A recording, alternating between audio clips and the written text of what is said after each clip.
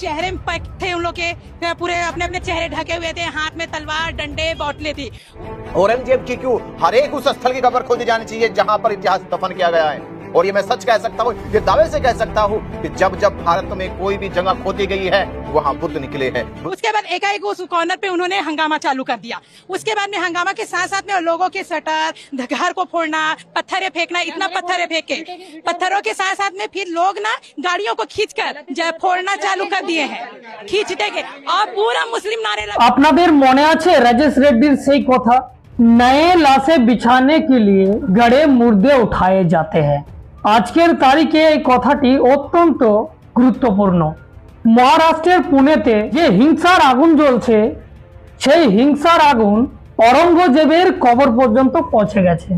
কিছু হিন্দুত্ববাদী সংগঠন তারা অরঙ্গজেবের কবরকে খোদাই করার কথা বলছে, মানে তারা উপড়ে ফেলতে চাইছে।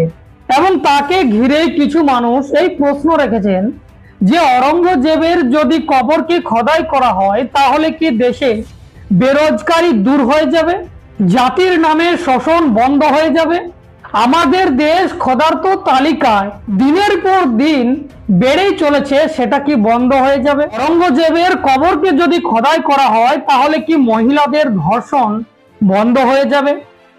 এগুলি সাধারণ মানুষের প্রশ্ন। আপনাদের কি মনে হয় অবশ্যই কমেন্ট করে জানাবেন।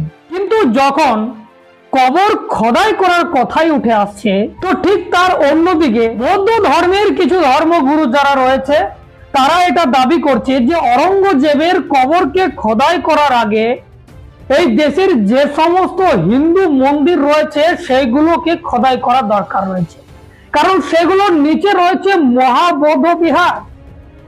এই দেশের ইতিহাস যেটাকে ধামা চাপা দিয়ে রাখা হয়েছে। खोदी जानी चाहिए।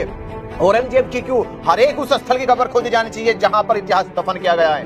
और ये मैं सच कह सकता हूँ, ये दावे से कह सकता हूँ कि जब जब भारत में कोई भी जगह खोदी गई है वहाँ बुद्ध निकले हैं, बुद्ध की धरोहर निकली है, बुद्ध का इतिहास निकला है। सरकार जिस तरह से महाराष्ट्र के अंदर औरंगजेब की कब्र खोदने की बात कर रही है, मैं बिहार सरकार से कह रहा हूँ कि बिहार सरकार और भारत सरकार मंदिरों की कब्र खोदे, उन मंदिरों की कब्र खोदे जिन मंदिरों के नीचे महाबोधि महाविहार जैसे जाने हजारों लाखों बुद्ध विहार दफन हुए हैं।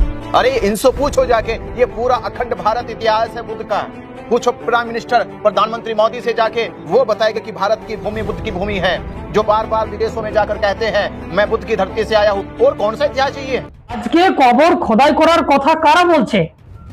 না যারা বিগত দিনে অখণ্ড ভারতের যে ইতিহাস, যে ঐতিহ্যময় দেশ ছিল আমাদের, যে বৌদ্ধ ধর্ম ছিল, সেই ভান্তাজির কথা অনুযায়ী এই হিন্দু তথা ব্রাহ্মণ্যবাদীরা এক সময়ে সেই বৌদ্ধ বিহারগুলোকে কবজা করে নিয়েছে।